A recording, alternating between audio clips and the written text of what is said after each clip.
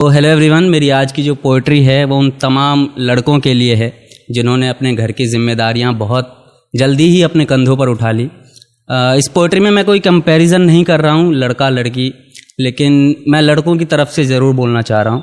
Obviously लड़कियों का जो दर्जा होता है वो सबसे ऊपर होता है, लेकिन स्टिल लड़कों की लाइफ में भी काफ़ी सारी परेशानियाँ होती है। तो इस पोइट्री में मैं कोशिश करूँगा कि उस परेशानियों को टच कर सकूँ।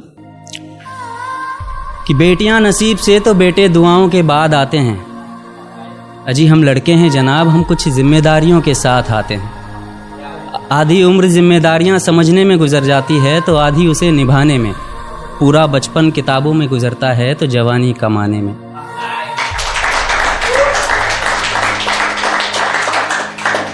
ये जिम्मेदारियां उम्र के साथ बढ़ती है, ये बुढ़ापे में भी कम नहीं होता। अजी कौन कहता है जनाब हम लड़कों के ज़िंदगी में कोई गम नहीं होता।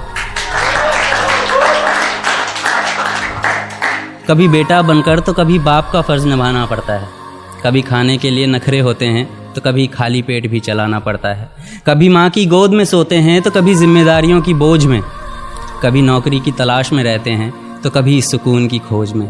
हम हर किसी की तकलीफ़ें समझते हैं मगर अपनी तकलीफ़ों का किसी से जिक्र नहीं करते। जिम्मेदारियों के पीछे कुछ इस कदर भागते हैं कि अपनी ख्वाहिशों की भी फिक्र नहीं करते। हमसे हर किसी को उम्मीदें हैं मगर कोई हमसे हमारी ख्वाहिशें पूछे किसी का मन नहीं होता। अजी कौन कहता है जनाब हम लड़कों के ज़िंदगी में कोई गम नहीं होता। दिल टूट जाए हमारा फिर भी मुस्कुराना पड़ता है, छुप छुप कर रोते हैं सबसे आंसू छुपाना पड़ता है। जिम्मेदारियों के पीछे हमारा इश्क भी मुकम्मल नहीं होता, घुट घुट कर जीते हैं, हंसने मुस्कुराने का भी दिल नहीं होता। जिम्मेदारियां निभाते निभाते हमारे खुद के कोई अरमान नहीं बचते।